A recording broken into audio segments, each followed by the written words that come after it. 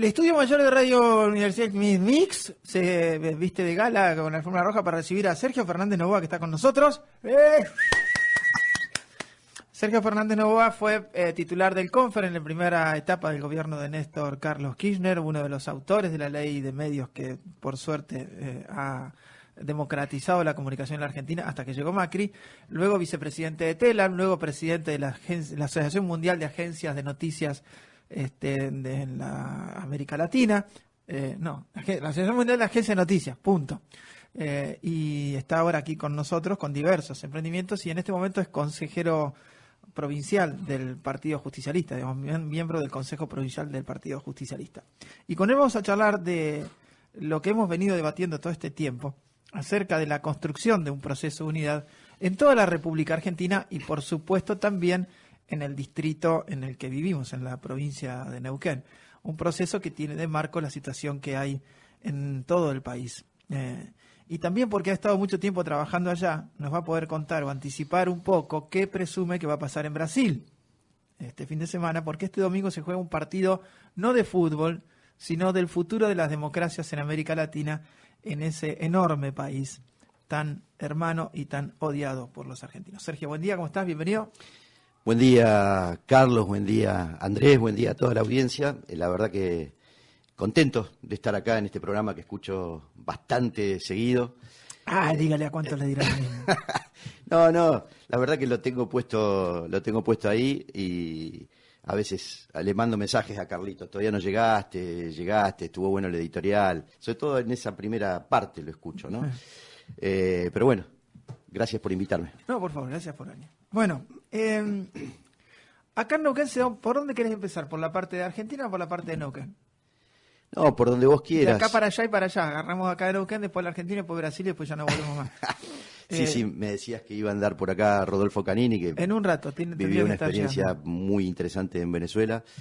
No, por donde vos quieras, hacé de cuenta que sos el conductor. Bueno, entonces digo, acá en Neuquén las elecciones van a ser antes que en el resto del país. Seguramente, salvo que haya alguna sorpresa, va a ser el primer distrito en elegir gobernador y incluso el distrito en inaugurar el proceso electoral del año 2019. Están convocadas las internas del partido de gobierno para el 25 de noviembre y se presume que la fecha de las elecciones generales serían entre abril y mayo aproximadamente, tal cual sucedió en el año 2015. Entonces todos los procesos del resto de los partidos también se apresuraron, obviamente, y están en discusión todos los espacios, tanto Cambiemos como el Movimiento Popular Neuquino y en este caso el pensamiento que agrupa las fuerzas kirchneristas o del Movimiento Nacional y Popular. Ahí hay dos posiciones.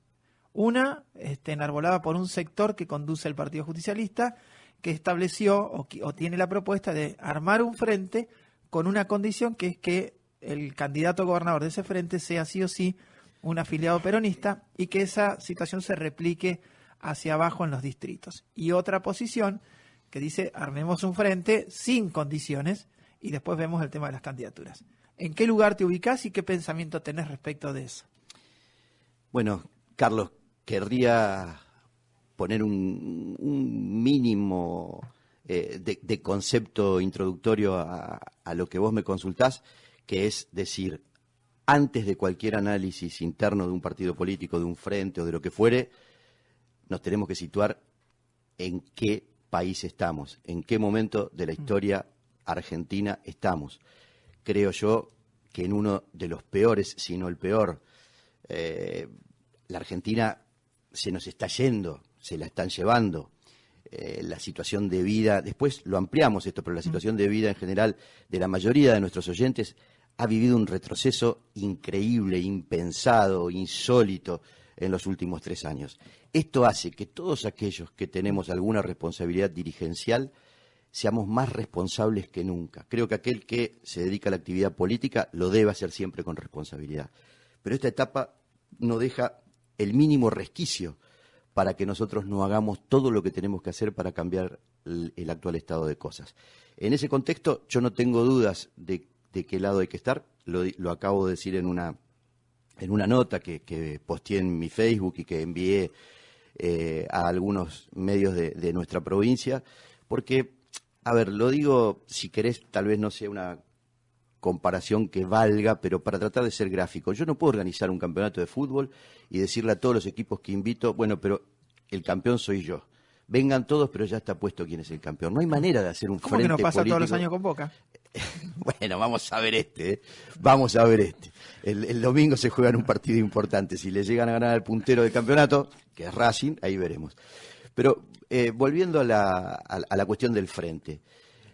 Primero el peronismo, Carlos. El peronismo nace como una fuerza política desde la primera hora, desde aquel primer Perón, absolutamente frentista, pero frentista sin condicionamiento. Está bien, el que me está escuchando dice, había un liderazgo claro, una referencia clara, que era el general Perón. Sí, pero se fueron estableciendo todas las alianzas sin condicionamientos. Esto fue así en toda la historia del peronismo. Ahora, Unidad Ciudadana nace en el año 2017 a instancias de Cristina Fernández de Kirchner y con la propuesta de seamos todo lo amplio que podamos para confrontar al macrismo, para confrontar a la derecha, para confrontar a esta nueva versión del neoliberalismo en la Argentina.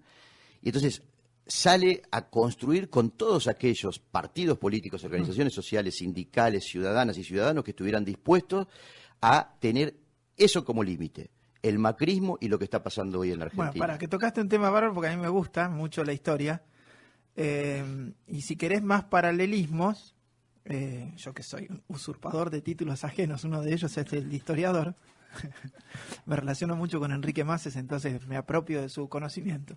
Bueno, has tenido que reemplazarlo alguna que otra vez, ¿no? Y por ahí te has mimetizado. Claro. Y lo leí a Galazo, así que soy un experto en galacismo agudo. Pero el momento en el que nace el peronismo, nace como movimiento, no como partido, como movimiento, alrededor de la figura de Juan Domingo Perón, primero coronel y luego general, de un golpe de Estado. Perón es golpista, muchachos, compañeros y compañeras, Perón es golpista. ¿Pero de qué golpe es golpista Perón? Era del final de la década del 30, en la República Argentina, viniendo de todo el desastre económico norteamericano, de la crisis del capitalismo y bla, bla, bla, bla, pero también en el final de una dictadura horrenda, luego de un golpe de Estado también horrible a Irigoyen y un proceso largo de pequeñas democracias muy cortitas y golpes de Estado, pero en un momento en que Argentina estaba a punto de perder la neutralidad, en el conflicto que se venía con la Segunda Guerra Mundial y de entrar en un desastre bélico, económico y político. El golpe de Perón es un golpe nacionalista para evitar que Argentina ingrese dentro del marco de los aliados o dentro del proyecto nazi y se involucre en la Segunda Guerra. La llegada de Perón evita que Argentina, que Argentina algo ingrese, tuvo que ver Evita después. Y dentro de ese golpe de Estado, Perón empieza a entender un proceso mucho más largo de relación con los trabajadores. Ahí entra en juego su propia convicción. Pero lo que nace es un movimiento, no nace un partido. Y el partido político, jurídico, justicialista, ¿cuándo entra en elecciones? El 73, ¿no? La primera elección que disputa el PJ como entidad jurídica, porque antes no existía, era el Partido Laborista. Sí. A ver, habría mucho para discutir alrededor de lo que vos planteás del Perón golpista. No voy a entrar en eso porque entiendo a dónde vas. Él desde la Secretaría de Trabajo, Previsión y Acción Social, a partir del año 43 y después de lo que había sido la década infame, comienza un proceso absolutamente, desde mi punto de vista, revolucionario de cambio del estado de bienestar del conjunto de los argentinos, que se consolidan en 1949 con la famosa Constitución de Sampay, que otorga derechos que nunca habían tenido los trabajadores en la República Argentina y en general las clases más humildes de nuestro país. Situación que se reitera después de la crisis profunda que vivimos en el año 2001 con la llegada de Néstor Kirchner a la presidencia de la Nación. Digamos, si hay algo que empatan más allá de la cuestión ideológica, movimentista del peronismo que bien definís, fueron ambos procesos otorgadores de derechos, digamos, claro, que es lo que hoy está perdiendo la sociedad argentina. Y que se vuelve a repetir hoy como escenario. En una crisis tremenda que te obliga a decisiones patrióticas, es ese mismo estadio del 2003, post crisis 2001, de aquel estadio del 43, en plena Segunda Guerra y de este estadio de crisis financiera escandalosa, digamos, ¿no? Carlos, es que los que están hoy son los mismos que lo derrocan a Perón, que primero producen la matanza esa tremenda en Plaza de Mayo en el año 55, que luego derrocan a Perón, la mal llamada Revolución Libertadora, lo que algunos definen como la Revolución Fusiladora. Esos son los mismos que después apoyan la dictadura militar, la dictadura cívico-militar del 76, y son los que hoy, por estas cosas que tiene la actualidad, en la que convergen un montón de factores, como por ejemplo el enorme poder de los medios y la cooptación por los poderes permanentes del Poder Judicial en la República Argentina, logra que tipos como Macri y muchos representantes de lo peor de nuestra historia lleguen al gobierno nada más ni nada menos que por el voto popular. Claro. Bueno, y ese es el marco que describís como situación primaria nacional para entender por qué hay que tomar determinadas decisiones también a nivel local. Absolutamente, en las discusiones con los compañeros, que son discusiones que nosotros intentamos hacer francas, profundas, honestas, hay compañeros que se enojan muchísimo y que lo circunscriben a ponerle nombre propio a la discusión. No, pero fulano no puede ser o mengano no puede ser. La verdad que la apuesta que hemos llevado adelante ya desde el año 2017, no desde ahora, es, muchacho, todo aquello que está enfrente de esto que está pasando de malo para la sociedad argentina, para el pueblo argentino, necesita unidad, pero unidad en serio. Y la unidad, a ver, no se hace con todos los que pensamos exactamente igual, pero necesitamos, como decía Jauretche, un punto que nos unifique. Si hay un punto que nos unifica, es mucho más importante ese punto que nos unifica que todo lo que podamos decir de los dirigentes de nuestra provincia. Es muy común acusar a uno o a otro, no, estuvo con fulano, con mengano. La verdad, si yo miro desde el 2003 para acá, hay tantos dirigentes que tendrían que dar explicaciones. Todos estuvieron con todos. Todos estuvieron con todos, todos aún hoy, digo, hasta los que más se rasgan las vestiduras tendrían que explicar, por ejemplo, por qué conservan una oficina en alguna institución pública de la provincia. Y digo, nada, me parece que es hora de ser absolutamente responsables, maduros, y creo que están dadas todas las condiciones para trabajar juntos. ¿Cómo se dirime en el campo nacional y popular quién va primero, quién va segundo? No por un congreso partidario como ocurrió con el Congreso del Partido Justicialista en Zapala días atrás, sino a través de una elección interna, porque si no, a ver, la democracia debe querer decir eso, la mayor participación ciudadana posible, y eso solo es cuando todos los ciudadanos tienen la posibilidad, con su voto, en una interna o en otra, de decidir quiénes son los candidatos a representarlos. El sistema de Congreso que tiene el Partido Justicialista es un sistema que ojalá alguna vez se cambie, pero ¿cómo funciona esto? Hay un grupo de afiliados que en algún momento elige una conducción, un consejo provincial, consejos locales y un congreso partidario. El congreso partidario es el órgano deliberativo que resuelve, entre otras cosas, la estrategia política del partido, es decir, 70 personas elegidas una vez se juntan y resuelven ni más ni menos que la estrategia política del partido. Bueno, ojalá alguna vez el peronismo, al menos en esta provincia, eso lo cambie, porque la estrategia política no debería delegarse en 70 personas, deberían ser el conjunto de los afiliados y también el resto de la sociedad los que puedan decidir algo tan importante como la estrategia política.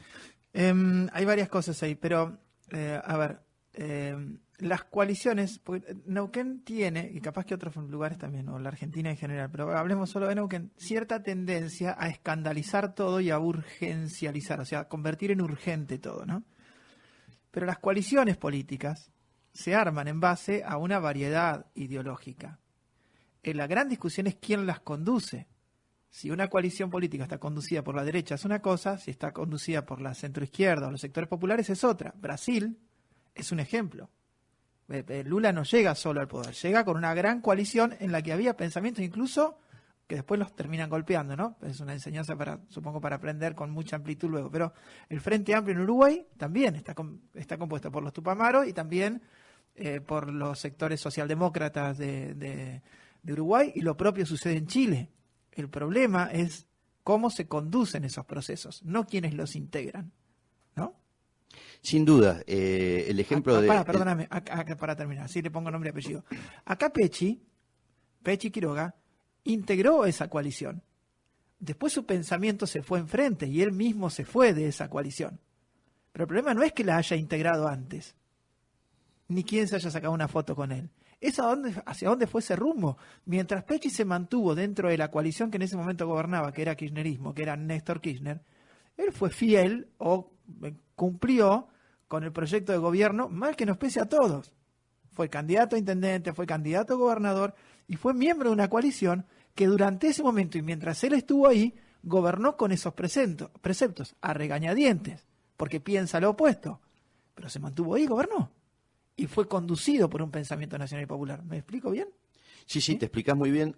A ver, uno puede quedarse en la foto, ¿no? Cuando uno analiza la política desde una foto, son análisis muy parciales, muy segmentados. Entonces vos podés tomar ese momento que más conviene al interés que vos tenés hoy. Yo creo que lo que nosotros debemos analizar es toda la película, ¿no? Y cuando uno analiza la película, nos demuestra que las historias de las alianzas amplias han sido las que han permitido a los sectores nacionales y populares, no solo en Argentina, no solo en las provincias o en algunas provincias o en algunos episodios municipales. Recuerdo, por ejemplo, la llegada de Carlos Lator a la intendencia de Chosmalal hace algunos años. No hubiese sido posible. O la de Rodolfo Canini al Huecú. O la de Rodolfo Canini al Huecú, que debe estar por venir. Dicho esto, me quiero detener un segundo en el ejemplo de Lula. Lula perdió 3 veces las elecciones para presidente de la República. Una se la ganó Collor de Mello. Bueno, la primera le ganó Fernando Collor de Mello, que después fue destituido al año más o menos por denuncias de corrupción. Pero volviendo a Lula, Lula nos decía en un encuentro por el Nuevo Pensamiento, ¿te acordás? Aquellos que hacíamos por allá por finales de Foro la de década Porto de Alegre 90, y todo eso, sí. Y él decía que su mujer, a quien él amaba mucho, le vivía planteando que era un loco. Dice, ¿cómo? ¿Otra vez te vas a presentar para candidato a presidente? Y él decía, bueno, sin cierto nivel de locura, él no hubiese llegado nunca a la presidencia, pero fundamentalmente no hubiera llegado nunca a la presidencia si no hubiese sido capaz de establecer una alianza amplia, aún con aquellos con los que no se sentía ni tan cómodo ni tan bien. Claro. Bueno, sí, después podemos analizar qué pasó con el impeachment y con ese golpe de Estado parlamentario de Dilma Rousseff, pero mientras tanto los brasileños tuvieron 12 años, 14 prácticamente, de un bienestar que jamás hubieran soñado. El principal eslogan... son discusiones posteriores después. Claro, el principal eslogan de cuando Lula llega a la presidencia, para mí fue una de las mejores frases resueltas por un dirigente político. En un Brasil que tenía hambre, Lula dijo como consigna de campaña: un desayuno, un almuerzo y una cena para cada brasileño. Fue contundente y después, ¿sabes qué? Lo hizo. Cada brasileño tuvo su almuerzo, su desayuno, su almuerzo y su cena. Es un punto de partida así muy básico en un piso, digamos. Entonces, ¿cuál es el camino en Neuquén? ¿Qué pensás que hay que hacer en Neuquén? ¿Cuáles son los sectores que tienen que plantearse un proceso de unidad? ¿Tiene que estar adentro Río Seco, afuera Río Seco? ¿Tiene que estar el PJ adentro, el PJ afuera? ¿Cómo se arma? ¿Y dónde está hoy parado eso jurídicamente? Porque Cristina tiene una fuerza política que se llama Unidad Ciudadana. Ahora, esa fuerza política está compuesta por 4 partidos, entre muchas otras organizaciones, y ahí no está el PJ, por ejemplo, a nivel nacional. Sí, yo creo que la definición tiene que ser absolutamente política, pero vale al caso la explicación. En el año 2017, Cristina pone en marcha Unidad Ciudadana, lo hace con la conjunción de algunos partidos políticos. En la nota que yo escribía los nombraba, y hay que agregar que también integra hoy esa construcción que le da legitimidad jurídica, además de Colina, del Frente Grande, de Nuevo Encuentro y del Partido para la Victoria, también el PSOL, el Partido Solidario. Pero dicho esto, lo más importante de ese momento fundacional, desde lo conceptual, desde lo filosófico, es la idea de que estemos todos juntos aquellos que abrazamos aquel país de derechos para todos, aquel país de la asignación universal por hijo, aquel país que puso en discusión la democratización de los medios públicos, aquel país que recuperó YPF, que recuperó Aerolíneas Argentinas, que recuperó la jubilación, el aspecto previsional para todos después de la privatización que había hecho el neoliberalismo. Todos los que abrazamos la idea de ese país que durante 12 años y medio le devolvió el bienestar, la felicidad a la gente, hoy deben confluir en un armado nacional y en un armado en cada una de las provincias. Neuquén no debe ser la excepción. Entonces yo creo que todos aquellos que se enfrentan al macrismo, y en este caso tenemos la particularidad de una provincia gobernada hace 55 años por el Movimiento Popular Neuquino, que tiene un candidato a gobernador, al menos para sus internas, y un actual gobernador que se ha llevado muy bien con el macrismo y que ha representado esas políticas en la provincia. Por lo tanto, todo aquello que se oponga a esto debería estar juntos. Y Darío Martínez y Ramón Rioseco, ¿tienen que estar juntos? ¿Pueden estar juntos? claro que pueden estar juntos. Yo creo que Darío Martínez es un referente muy importante del peronismo en la provincia. Todos hemos contribuido a que Darío Martínez pueda tener la performance electoral que tuvo en el año 2017. Ramón Rioseco fue candidato a vicegobernador de este espacio en el año 2003, después que sorpresivamente de un día para otro Sergio Galia se baja de la candidatura a la gobernación y terminamos yendo con la dupla Dusdevich-Rioseco.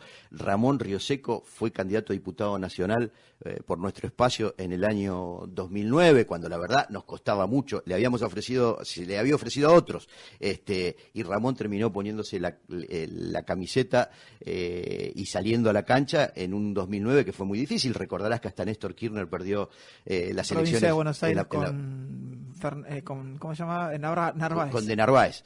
Fernando de Narváez. Después, la verdad que la cantidad de votos que consiguió en la comarca petrolera en el año 2013 permitió garantizar también un senador para la fuerza política. En el 2015 fue candidato a gobernador. Digo, me parece que hay muchos dirigentes de valía, tanto dentro del peronismo como Darío, hay otros.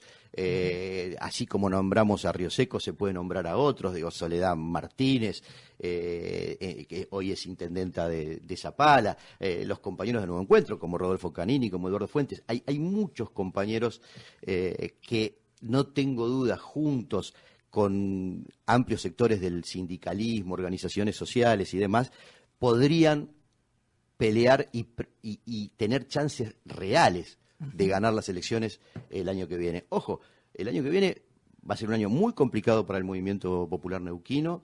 En la mayoría de las encuestas, si bien todavía faltan algunos meses, no falta demasiado, estaremos a 5 o 6 meses de las elecciones.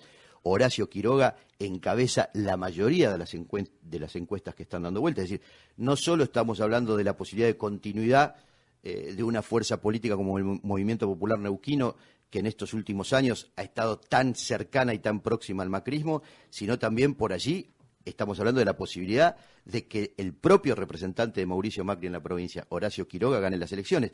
Ante este panorama es necesario juntar a todos, Carlos, y por eso nuestra posición en el Congreso del Justicialismo fue: hagamos un frente amplio, pero de ninguna manera pongamos esta cláusula de que debe encabezar un justicialista, porque esto sí, a quien me diga que eso se hace para fortalecer al peronismo, yo no le creo.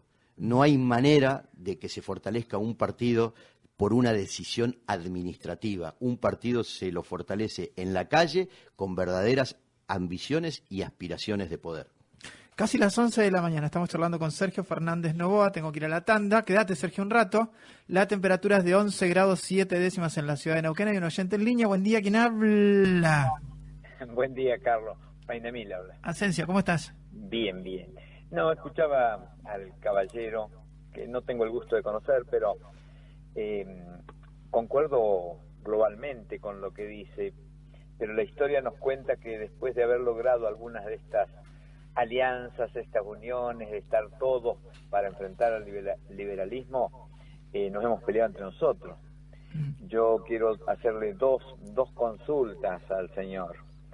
¿Por qué nosotros perdimos las elecciones con este verdadero comerciante que se llama Mauricio Macri, por qué el justicialismo en su conjunto, independientemente de todas sus líneas internas e intereses, termina destruyendo una propuesta que se había construido ya por el 2003, en mayo del 2003 creo que fue, no me acuerdo con exactitud. Yo esta historia la vengo siguiendo desde muchos años, Marcel, vos, bueno, conocés un poco mi actividad, la vengo siguiendo desde muchos años, y todas las veces que logramos algo nos terminamos peleando entre nosotros por un pedacito de poder. Y le hemos dado al liberalismo la posibilidad de que nos atrape. Y nos ha atrapado y mirá lo que tenemos hoy. Esto es responsabilidad potencial, no le estoy echando culpa, digo, es responsabilidad potencial del justicialismo en todas sus ramas, sus líneas, sus internas, sus deseos, sus broncas, lo que sea. Nosotros le hemos dado la posibilidad que Macri nos gobierne por no darle una mano a Scioli, y esto lo digo con todo respeto, ojo. Bueno, ahora lo tomamos al tema porque me parece re interesante, Asensio. Esperame un poquito que termino. Dale. Hablaba con un compañero, yo no soy afiliado al justicialismo, yo soy afiliado al Movimiento Popular Neuquino. Hablaba con un compañero del justicialismo y me dice, ¿sabes, Painemil, por qué perdimos las elecciones? Un hombre que estuvo muy encumbrado y muy al lado de Cristina. ¿Sabes por qué perdimos? Yo no digo, bueno, esta no es una mala palabra, por pelotudos, porque creímos que Scioli nos iba a cagar, así, textual. Por eso intereses que son bien mezquinos de la clase política argentina, el pueblo argentino sufre las consecuencias de esta irresponsabilidad potencial que tienen muchos dirigentes de la política de nuestro país. Gracias, Marcelo. Un abrazo, Asensio. Dale. Ahora lo tomamos al tema porque es muy interesante, está muy bien. Bueno, está con nosotros Sergio Fernández Novoa, recién estábamos charlando con él, llamó a Asensio Painemil. Se ha incorporado a la mesa Rodolfo Canini.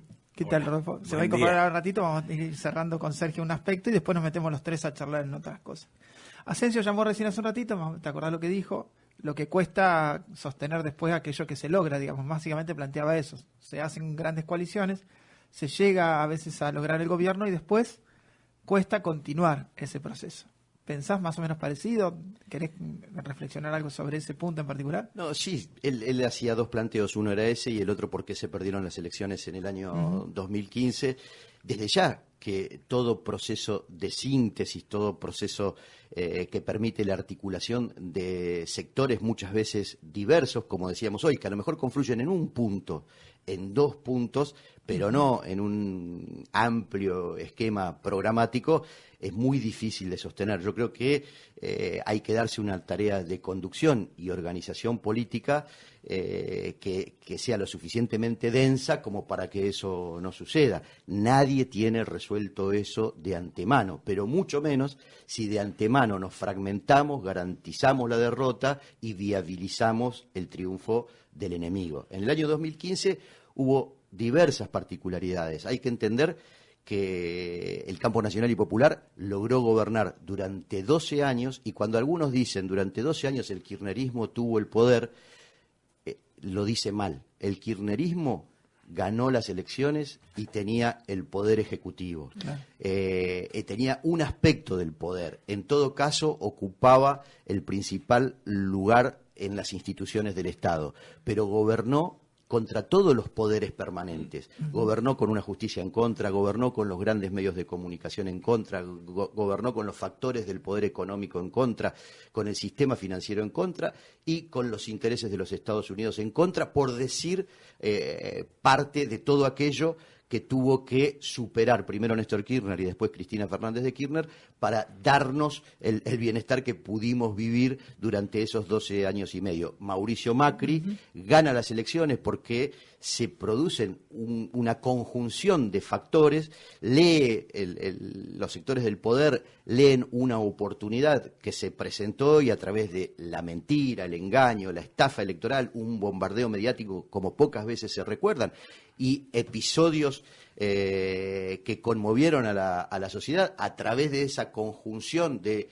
los aparatos de inteligencia, no solo nacionales, sino también extranjeros, el Poder Judicial y los grandes medios, a través de episodios como el de Nisman, por ejemplo, fueron logrando cierta deconstrucción de un nivel de imagen que tenía el gobierno que por entonces tenía Cristina Fernández de Kirchner en el año 2015, más un candidato que desde mi punto de vista no logró transmitir cabal y fielmente lo que habían sido esos 12 años y medio, nos hizo perder una elección de manera muy ajustada. Hay que recordar que apenas fueron 2 puntos de diferencia los que permitieron a Mauricio Macri llegar al gobierno. De todas maneras, claro que deja lecciones esa derrota, y yo creo que son lecciones que nosotros vamos a tratar de utilizar en función, primero, de recuperar el gobierno, después de tener muy en claro cuando se gobierna que si uno no combate en serio a todos esos poderes,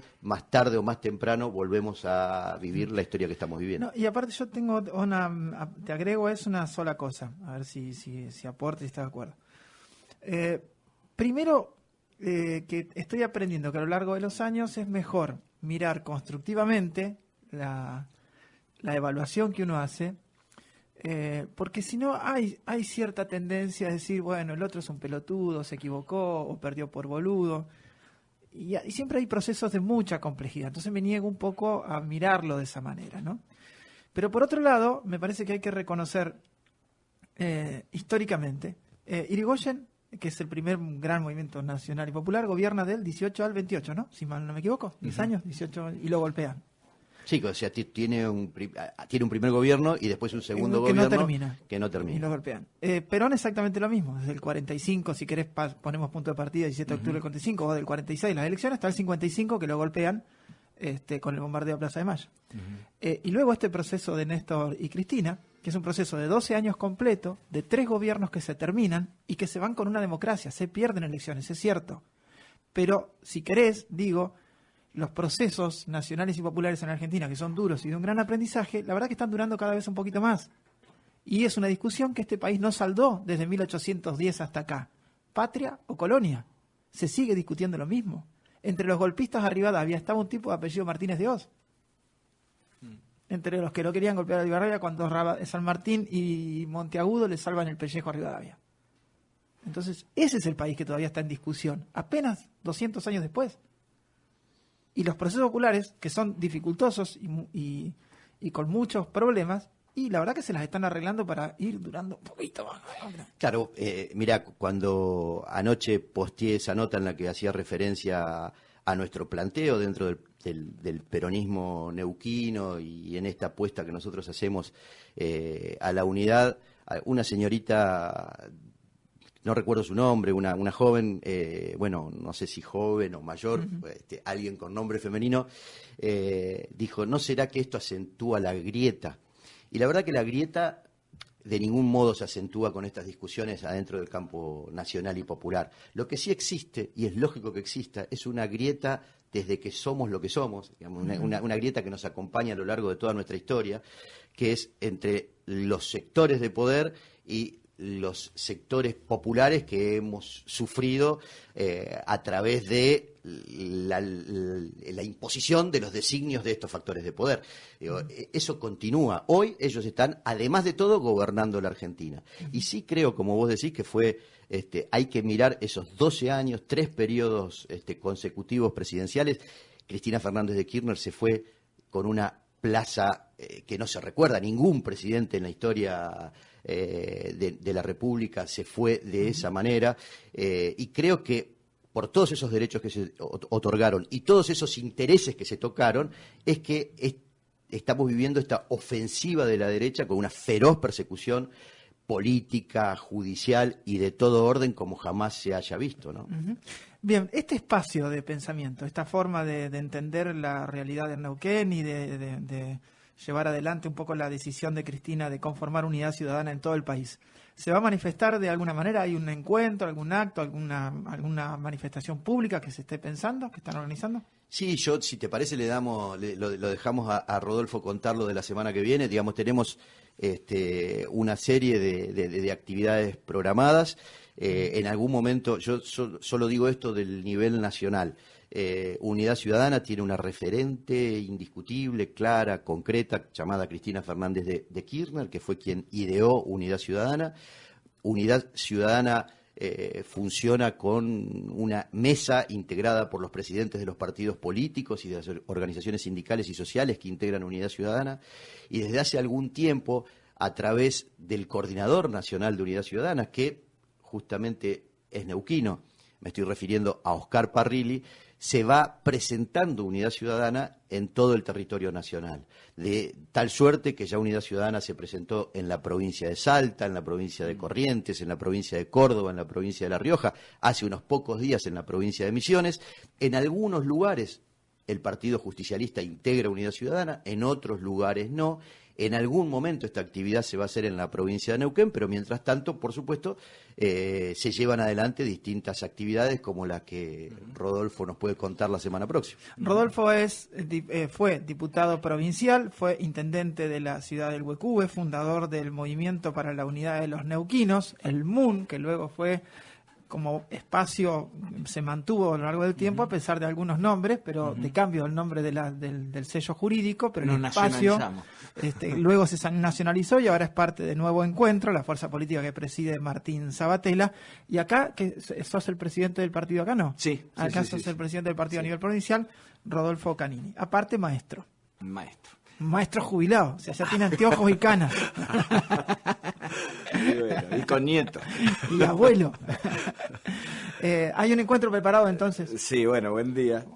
Hay un encuentro para este jueves. Nos va a visitar Leandro Santoro y Urribarri, dos compañeros, como bien lo decía Sergio, del campo nacional y popular. Urribarri fue gobernador de Entre Ríos, ¿no? Sí. Y Santoro es legislador porteño, ¿no? Porteño. Exacto. Un joven muy que viene del radicalismo y bueno, se ha sumado a las filas del kirchnerismo. Esto se va a hacer en el Salón de Camioneros, allí es Aguado a 2385, Barrio Confluencia, a las 16:30.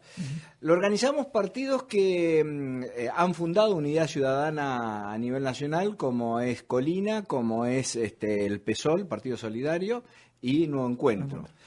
Obviamente están invitados el Partido Justicialista aquí en Neuquén, el Frente Grande, bueno, lo hemos invitado personalmente. La idea es hacer mesas de debates, por un lado el tema de género, por otro lado el tema sindical, una mesa política. Y también vamos a invitar a los candidatos a gobernadores que están dentro del campo nacional y popular, como es Ramón Rioseco y como es Javier Bertoldi. Así que están todos invitados.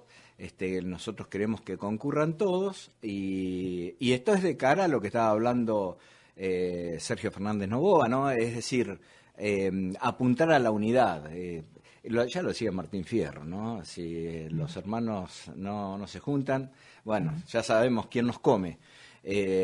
Para que no nos devoren del todo, porque nos están medio masticando ya, la oligarquía argentina, aliada con el imperio, como siempre, ¿no? Alguna vez con el imperio inglés, ahora con el imperio norteamericano, con los poderes financieros del mundo, en esta etapa histórica, y si no nos juntamos los sectores populares, más allá de las diferencias que podamos tener, pero acá nos tiene que unir el concepto de patria, el concepto de políticas inclusivas, de justicia social, de las tres banderas peronistas que están cada vez más vigentes, ¿no? Independencia económica, soberanía política, lo que no hace falta. Estamos gobernados por un gobierno neocolonial, no es neoliberal, es neocolonial. Así que bueno, ante esta situación, con el replique que tiene el gobierno nacional aquí en la provincia de la mano de Gutiérrez, bueno, obviamente la apertura, la convocatoria es lo más amplia posible, ¿no? Vamos, si quieren, hacemos un corte, o sea, sin corte de cosas. ¿Les parece si ya está agotado el tema? Les introduzco la segunda parte, hago un cierre de persiana o algo más queda por decir. Nos llevas a la segunda parte. Digo, a la segunda parte, me voy al otro lado. Lo introduzco. Sí, lo llevo de la mano, de buena manito. ¿Les parece? ¿Están de acuerdo? Bueno, votamos Dale, los tres, tenemos los 2/3. Sí, sí. Los tres abuelos. ¿O no le contaste a la audiencia que vos también sos abuelo? A la miércoles. No, yo no soy abuelo. El hijo de mi hija. No lo asume aún. Mi hija tuvo un hijo. Que no tiene nada que ver con vos.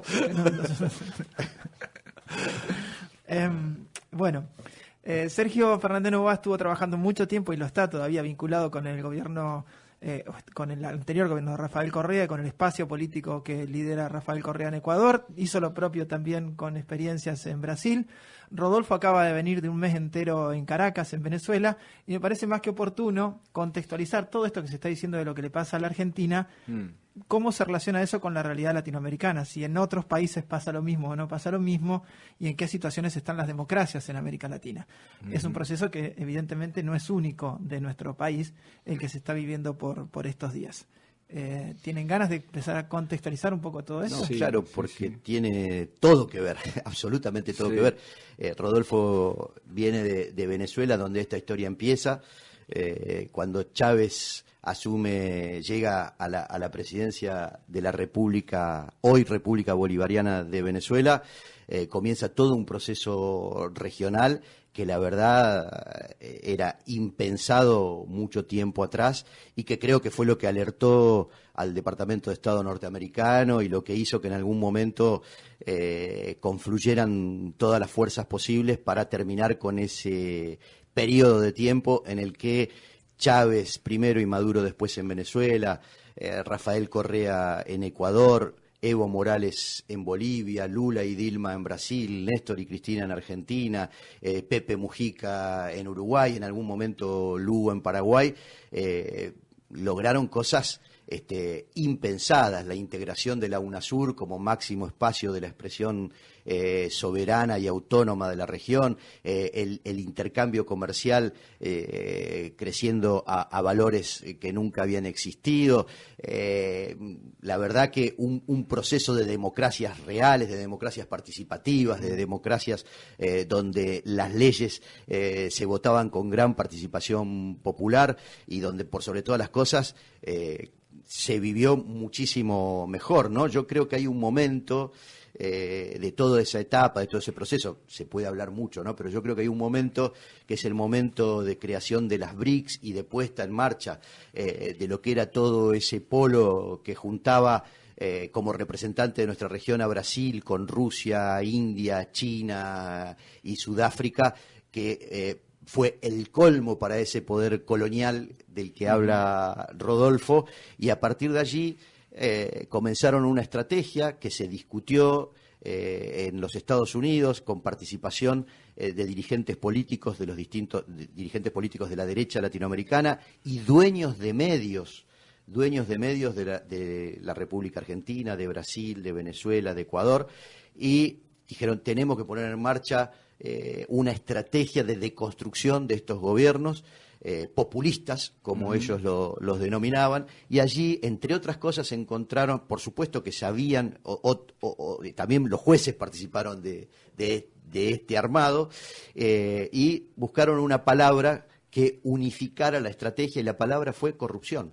La palabra corrupción, ellos entendían, por distintos estudios que habían hecho sobre nuestras sociedades, podía ser la palabra que fuera comenzando a limar las posibilidades de continuar en los distintos países con los gobiernos que teníamos, ¿no? Y llegamos a este estadio en el que queda resistiendo Maduro como puede, con muchísima dignidad en Venezuela, nos contará mejor de eso Rodolfo, pero fuimos perdiendo de una manera o de otra en los distintos países la posibilidad de gobernar. Cuando te dicen Venezuela, enseguida te dicen dictadura. Un periodista me pregunta, ¿y aquí antes de ir a Venezuela? ¿A qué va Venezuela? No, porque fui invitado por la alcaldesa de Caracas por el tema del presupuesto participativo. Dice, pero no es contradictorio. ¿Qué es contradictorio? Dice, no, ¿y una dictadura tiene presupuesto participativo? ¿Quién le dijo que una dictadura? Bueno, uno llega a Venezuela, llegás al hotel, prendés el televisor y empezás a ver los canales de información. Ahí te das cuenta que hay solamente dos canales, Telesur, que lo vemos acá, y otro canal que depende de la Asamblea Nacional, que es, hasta diría que es crítico del gobierno, no es un canal propagandístico. Ahora, empezás a ver los demás canales, son antichavistas. Es decir, ¿cómo es esta, la dictadura de Maduro? Prendés las radios y en las radios escuchás de todo también, críticas severas, permanentes contra Maduro. Bueno, ahí a los primeros, en la primera media hora ya te das cuenta que es todo mentira esto, que hay una dictadura, ¿no?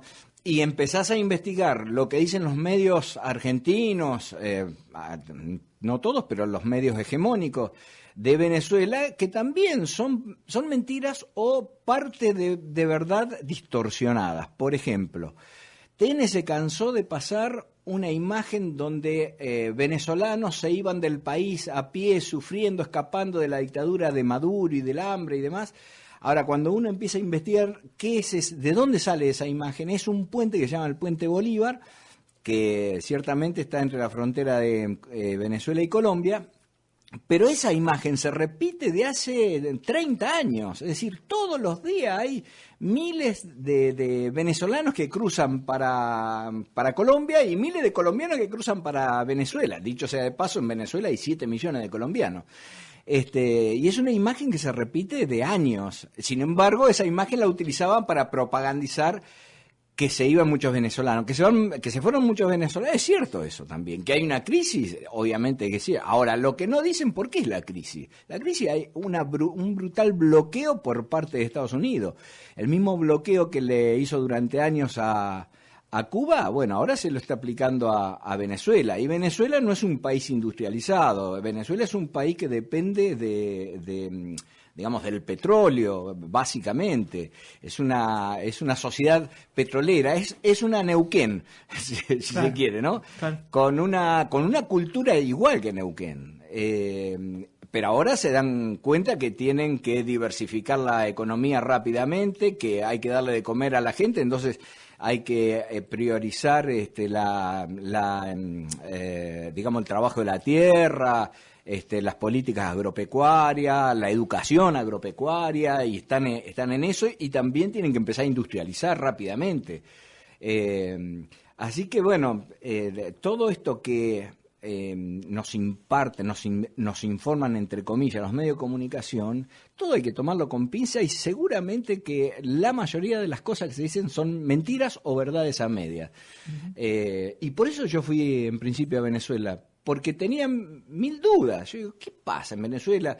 Hay una dictadura, hay hambre, la gente se va, y hay elecciones y Maduro gana por el 60 y pico %. Algo pasa, y bueno, evidentemente lo que pasa es que lo están votando los kirchneristas. Sí, nos mienten. Y cuando uno empieza a profundizar la política, cómo funciona la política en Venezuela, bueno, es una democracia participativa, pero realmente participativa. Están haciendo, bueno, yo fui a colaborar, entre comillas, fui a aprender más que nada, en todo el proceso de presupuesto participativo de Caracas, y ahí la cantidad de canales participativos que tiene la sociedad es abrumadora, porque en los últimos días yo empecé a entender cómo era el esquema de participación, ¿no? Tienen comuna, las comunas no la arma el Estado, la arma la propia gente, delimita digamos, el ámbito geográfico, eligen sus autoridades, no son cargos rentados, cada consejo comunal tiene gabinetes que son como la representación de los ministerios en cada consejo comunal. Cada gabinete además tiene mesas técnicas de gas, de agua, de transporte, de medio ambiente, de cultura, tiene mesas donde participan organizaciones y participa el pueblo activamente. En este caso particular para armar el presupuesto de Caracas, ¿no? Pero eso es una actividad permanente, donde hay una participación continua del poder popular, porque allá son 5 poderes. Está el Ejecutivo, el Legislativo, la Justicia, el Poder Electoral y el Poder Popular. Y el Poder Popular se vincula permanentemente con el poder del Estado, pero no es lo mismo. El poder popular tiene autonomía total. Y la Pero idea... ¿está institucionalizado el poder popular? Sí, ¿Cómo sí, funciona? sí. ¿Cómo sería? Está por ley, sí, sí. Ajá. Y tiene los canales, estos canales de participación tienen las leyes correspondientes. Qué interesante. Por eso digo, hay una democracia participativa activa, lejos de ser muy lejos de ser una dictadura, casi lo que tenemos acá, ¿no? Pero y tampoco quiero banalizar el término dictadura, ¿no? Uh-huh. Pero hay una participación activa. Leyendo el otro día un sociólogo portugués, de Sousa, él dice que las revoluciones y las democracias han fracasado. Las revoluciones fracasaron porque no se democratizaron y las democracias no se revolucionaron. Entonces yo digo, en Venezuela yo creo que no es una revolución, porque una revolución se entiende que es cambiar el esquema económico. Uh-huh. Todavía no se cambió, eso es capitalismo. En Venezuela está el capitalismo. Hay una democracia muy diferente a la democracia liberal y representativa. Lo que no quieren que sean democracia representativa, que sea una democracia participativa, ¿no? Claro. Y esta es la gran diferencia que tiene. Yo digo, es una democracia revolucionada en Venezuela. Y le decía a los compañeros y compañeras, son 20 años o casi 20 años de hablar de socialismo, de revolución. La gente tiene, en general, los conceptos claros en eso. Ahora, para hacer la revolución en serio, es decir, para cambiar el sistema capitalista, le va a llevar otros 20 años fácil, claro, como mínimo, ¿no? Como mínimo. Ahora, con estos primeros análisis, yo anticipo la respuesta, pero te quiero decir, hay que darle argumentación a esa respuesta. ¿Cuánto incide la participación de Estados Unidos en el continente? Porque hay quien dice, por ejemplo, que estos procesos de democracias populares en América Latina, entre 2002, 2001, 2003, digamos, entre nosotros, uh-huh, Brasil, Venezuela y el resto de los países, fue posible porque Estados Unidos tenía entre sus principales intereses lo que sucedía en Medio Oriente y gran parte de su política exterior estaba enfocada allí. Uh-huh. Cuando América Latina consolida estas democracias o estos proyectos populares y empieza a mirar económicamente otro bloque de negocios que está como con tres patas entre India, Rusia y uh-huh, China, uh-huh, con la conformación, como decía Sergio Losbrick, Estados Unidos vuelve la mirada hacia América Latina y enfoca su política exterior a esa disputa económica que mantiene con Rusia y China. La pregunta es, ¿esto es un causal de lo que está sucediendo, por ejemplo, en Brasil, en Argentina, totalmente, la guerra contra Venezuela, y de qué forma se manifiesta? Yo lo que creo que nosotros para tenemos... los dos, Sí, si me permitís. Sí, dale. Tenemos que sincerar el discurso. El pensamiento nacional es básicamente antiimperialista, antioligárquico. Ese es nuestro pensamiento nacional popular. Ahora, cuando hablamos, no hablamos del imperio. El imperio existe, no es que porque no hablemos no existe. Y está... No es el mismo imperio que el de antes. Tiene formas diferentes, como la oligarquía argentina existe. Tiene formas diferentes, no es la misma. Ahora es el poder financiero. Pero hay una gran influencia en nuestro país, obviamente, y en toda Latinoamérica. Y uno ve en Venezuela todo el bloqueo económico que le hacen. ¿Y por qué? ¿Sí? Porque tiene petróleo. Se lo hicieron a Siria, se lo hicieron a Nicaragua, a Libia. ¿Qué hace el imperio? Dicen ellos. Ellos, los venezolanos y venezolanas, dicen, tenemos una guerra permanente, y lo que plantean que el imperio tiene un plan para los pueblos que quiere someter. Primero los quiere hambrear, después quiere hacer parecer que no hay gobierno, que hay un gran desorden en ese país, y después invaden ellos para instalar la democracia como reaseguro del sistema republicano y democrático en los Estados Unidos, ¿no?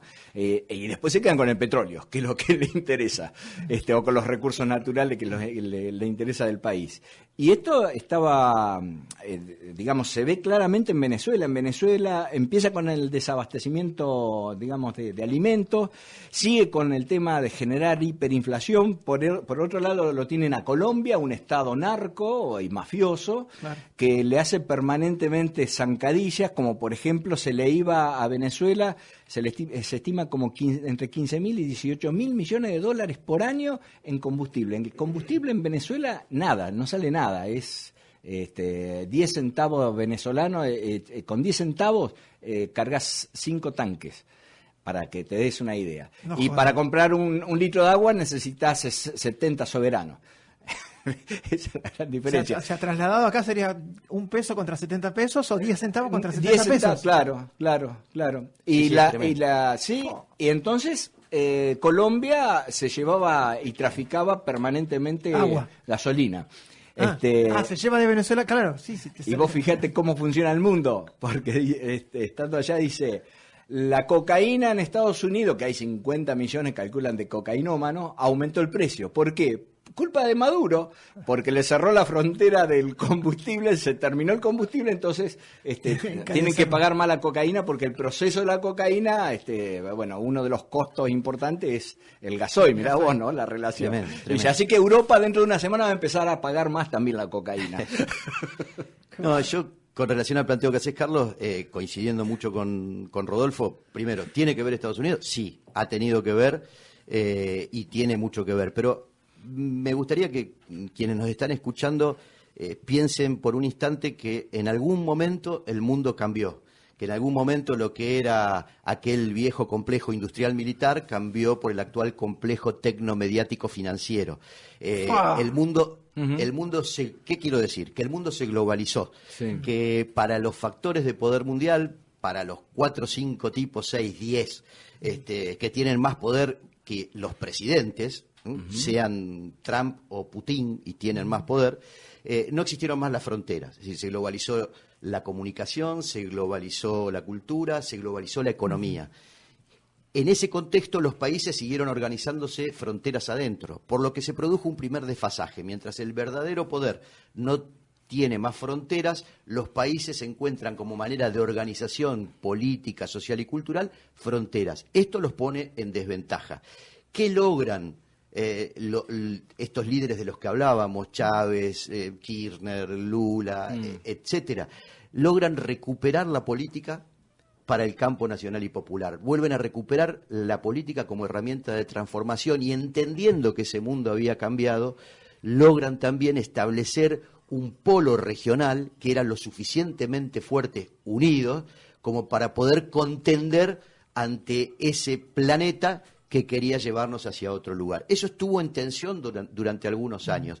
Yo no sé si solamente porque los Estados Unidos estaban muy atentos a lo que pasaba en otro lugar del planeta, o porque no pudieron frenar este proceso, les llevó determinado tiempo encontrar la fórmula para poder detenerlo, pero me parece que lo que quedó como saldo positivo es que amplios sectores de todas nuestras sociedades saben que es posible vivir mucho mejor y empiezan a entender que lo que nos dicen los viejos oráculos, las viejas usinas y actuales usinas de la información, como Clarín acá, la Globo en Brasil, el Grupo Cisneros en Venezuela, y los Idwar en Chile, etcétera, etcétera, ya empiezan a desconfiar de lo que dicen. Por lo tanto, creo que es muy importante lo que suceda el próximo domingo en Brasil, porque si en Brasil pudiera torcerse el destino de que siga gobernando la derecha, me parece que sería una bocanada de oxígeno muy importante para toda la región. Bueno, me parece que está bien hecha la descripción, digo, para no agotar a nuestros queridos oyentas y oyentes. Deben estar muy... No, está muy interesante, me parece que es un momento, lo hacemos poco, ¿no, Andrés? Pasamos música, no se enojen, desinchen las guindas, aguanten un cachito, porque está bueno y está muy interesante. Estamos con Rodolfo Canini y con Sergio Fernández Novoa. Ahora, para volver, así ya volvemos, viste que Fidel siempre daba grandes vueltas, largo, y volvía, era increíble como el tipo 6 horas hablando y aquel punto de partida luego volvía exactamente a ese mismo lugar de donde había empezado a hablar. Volviendo a Neuquén con ese punto y con toda esta información, lo que pasa en la Argentina, lo que pasa alrededor de Argentina, a mí por lo menos me hace enojar mucho una sintomatología neuquina que es creernos más importante que la realidad que nos rodea. Capaz inculcada por el MPN, esa cosa de la isla, de que nosotros estamos aparte, de que a nosotros nos puede ir mejor y al resto se pueden ir todos hasta que los parió. Pero ha llegado también a los sectores populares, a la oposición. Nuestras condiciones, las nuestras, las de los neuquinos, ¿viste? Son más importantes que las que nos da Cristina, suponete. No entendemos, eso se los quiero preguntar, a ver si piensan igual, les pido una breve reflexión para terminar sobre ese tema, que nos estamos jugando la patria, que no es un eslogan, que no es una frase vacía, que se está yendo todo al demonio, y que la compañera que más arriesga es la que puede ir en cana, que es Cristina. No lo digo de chupamedio, digo para entender el proceso político en el que estamos. Lula está preso y no puede ni siquiera votar este domingo. A ver, está preso y ni siquiera puede votar. Y nosotros acá, en Neuquén, creemos que tenemos razones de peso. No podemos mirarlo a Ramón porque tengo una foto con Pechi, no podemos hablar con Darío porque Darío alguna vez fue concejal de Pechi. ¿Qué les pasa? ¿Ven un poco esta situación? ¿Por dónde pasaría la explicación de no entender o qué hay que asumir para poder entender que nos conduce una mujer, que esa conducción tiene una organización nacional, que está estableciendo una estrategia y que hay que seguirla porque lo que está en juego es mucho más importante que nuestro propio traste? Listo, eso digo yo. Sí, básicamente Neuquén también tiene algo muy importante que le interesa a estos grupos económicos, que es Vaca Muerta. Que es la perlita de Argentina y a Macri también lo ha puesto sobre relieve eso. Entonces, ¿qué necesitamos en Neuquén?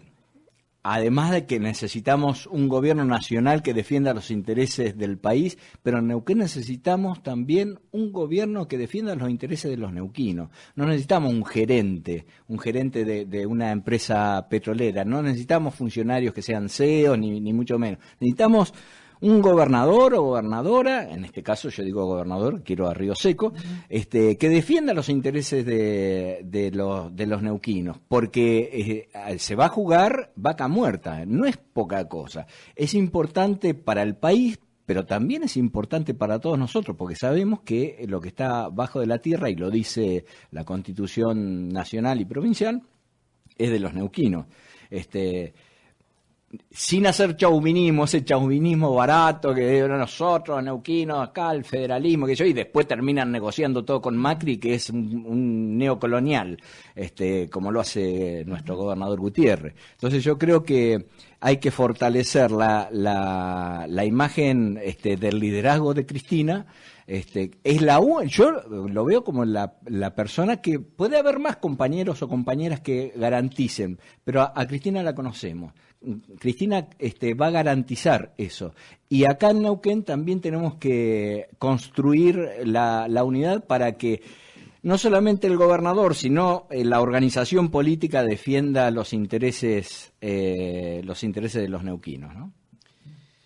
En Brasil, en la elección del próximo 7 de octubre, si alguno de los candidatos tiene el 50% de los votos, o sea, más del 50% de los votos, un voto más del 50% es electo presidente.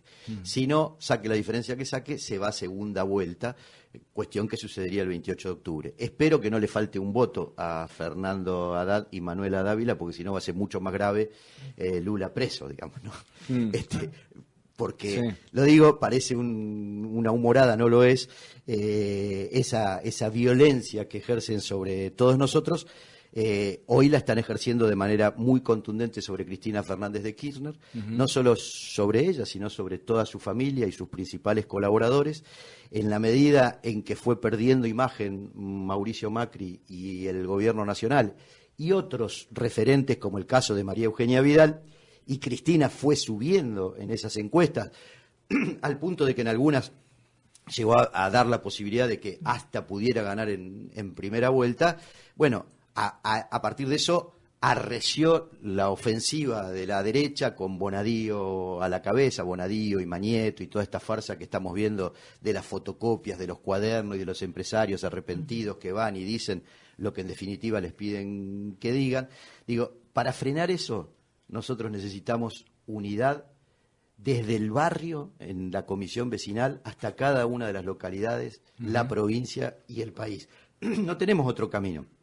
Cualquier encuesta seria en Neuquén hoy dice que hay grandes posibilidades de que gane Cambiemos, con Horacio Quiroga como candidato a gobernador. Más aún con Sovich corriendo por afuera del MPN. Jugada que indudablemente, si a alguien beneficia, es a Horacio Quiroga. Habrá que ver si eso se mantiene o no se mantiene. Lo poco que pueda obtener Sovich seguramente restará a Omar Gutiérrez. Por otra parte, sabemos lo que es la parafernalia tremenda que despliega el movimiento popular neuquino a la hora de poner en juego la gobernación, hecho que por supuesto va a suceder en la interna del 25 de noviembre que tiene el partido provincial y que va a suceder en las elecciones provinciales de marzo o a más tardar primera quincena del mes de abril. También esas encuestas demuestran que la sumatoria de los espacios que pueden liderar referentes del justicialismo, en alianza, por ejemplo, con el Frente Grande, sumados, lo redundo para que quede claro, con los sectores que lidera Ramón Rioseco y otros sectores y espacios del campo nacional y popular en la provincia, tienen mucho más caudal de votantes que Quiroga o que Omar Gutiérrez. Esto es lo que está en discusión. ¿Nos atrevemos a eso, a discutir en serio cómo cambiar la provincia para beneficio de los neuquinos, o nos quedamos en la discusión chiquita de 4 o 5 cargos de diputados y de alguna que otra alianza de esas que no se cuentan públicamente? Muy bien, muchas gracias por haber venido los dos. Rodolfo Canini ha estado con nosotros, ex intendente. Empiezo de vuelta con el currículum vitae. Está como Fidel Castro. Sí, me lo tengo que aprender. Al principio. Estoy viejo aparte, me lo conozco de memoria. Claro. Viejo choto. Rodolfo Canini, ex intendente del Huecú, fundador del MUN, ahora presidente de Nuevo Encuentro, ex diputado provincial, mandato cumplido. Ha estado aquí y maestro de escuela, no rural, pero casi rural, porque fue maestro en el Huecú, y director aparte. ¿Cómo? Y director. Claro, sí. Llegaste a ser director. Director de escuela. De la escuela del Huecú. Y Sergio Fernández Novoa, periodista, ex titular del Confer en la primera parte del gobierno de Néstor Kirchner, uno de los autores e intelectuales y materiales de la ley de medios que luego sancionó el gobierno de Cristina, ex vicepresidente de TELAM, titular de la Agencia Internacional de Agencias de la Consejo Mundial de Agencias de Noticias, ahí está, y actual consejero provincial del Partido Justicialista. Bueno, muchas gracias a los dos por haber... A vos. Gracias a vos.